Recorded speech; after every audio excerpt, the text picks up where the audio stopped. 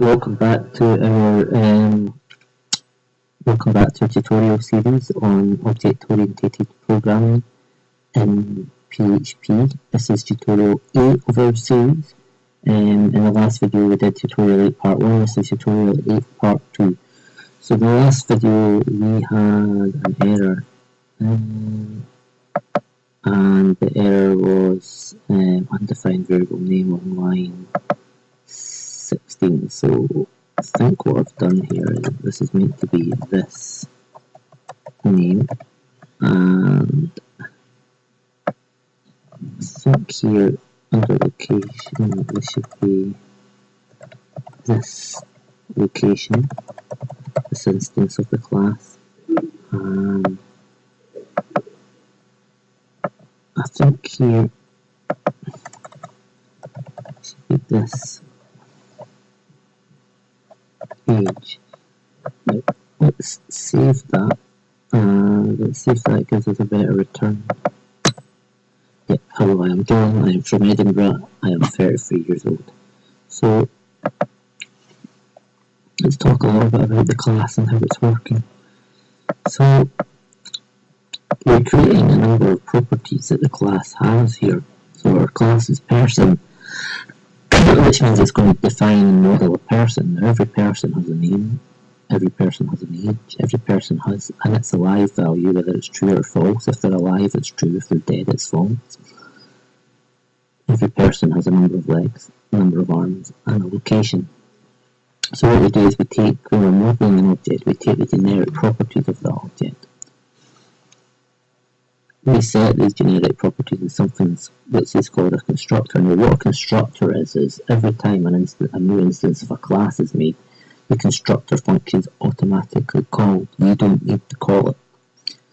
So when I pass in here, I pass in John, which gets taken as the name parameter, I pass in 33, which gets taken as the age parameter, and I pass in Edinburgh, which gets taken in as a location parameter, and then it sets this instance of name to name, this instance of age to age, this instance of location to location, and then we call this greeting parameter. So we create the instance of the object and we call it guy. You could call it anything, so it doesn't have to be guy. You could call it zebra and this would still work as long as you've got zebra, arrow, greeting, and so on. Now, let's talk a little bit about scope. If I didn't want to call this greeting function to get all the information out, say for example, I just wanted to, let's say for example, I just wanted to access the age parameter. I could say, I could comment this part out. I could say echo, and then I could say guy, and then I could say age. And let me see if it will access directly the age parameter. It shouldn't, but let's have a look. Yep, fatal error. It cannot access private property. Now, the reason for this is because the keyword private defines the scope of this age property. And when we say that a property of a class is private, we mean that it's only accessible within the class. We cannot access it outside the class. We can access it here in this function. We can access age here in this function because we're inside the class. This function is part of the class, but here we're trying to access it outside the function, which is not allowed.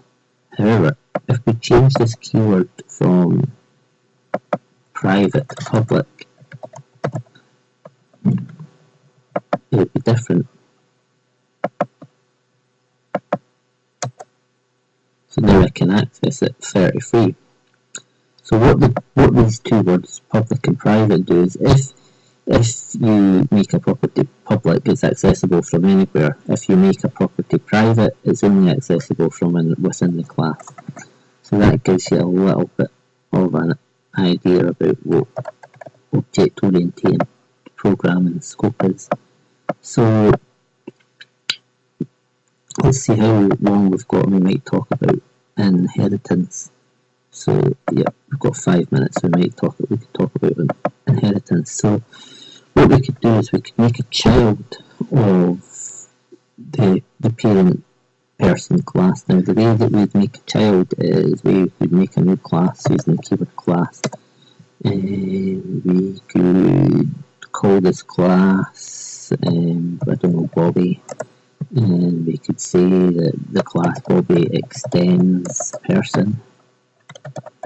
Bobby is an object of person, and even though Bobby doesn't have any properties or any methods defined, a method, I should say, is a function which is a member of a class. So for example, the public function greeting we've got here should be called a method because it's a function within a class, and variables within a class are called variables of a class are known as properties of the class.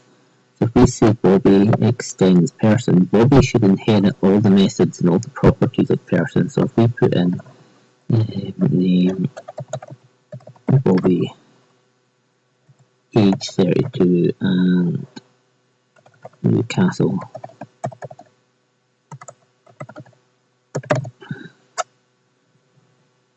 and then we create a new instance of Bobby. So we say guy2 equals new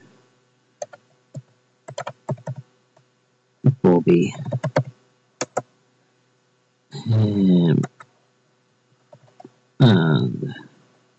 sorry, I've done this a little bit wrong here. Yeah, that shouldn't be there. My mistake. Use that when we're creating the instance. So, for example, this, even though we're making a new instance of Bobby and Bobby has no methods or properties, Bobby will, because of this extends person here, we're using the keyword extends, which means Bobby inherits all the methods and properties of person. So let's see if that runs. Because what it should do is, if I echo this out and I put echo guy2, which is Bobby, and I return greeting, it should echo Bobby's information, even though Bobby has no properties or methods, because Bobby's inherited all the person properties and methods. So let's get hello, I'm Bobby, I'm from Newcastle, I'm 32 years old. So that's a little bit about how inheritance works in PHP. So this tutorial I want to stretch on to 3 videos, so join us in part 3. Okay, thank you for watching.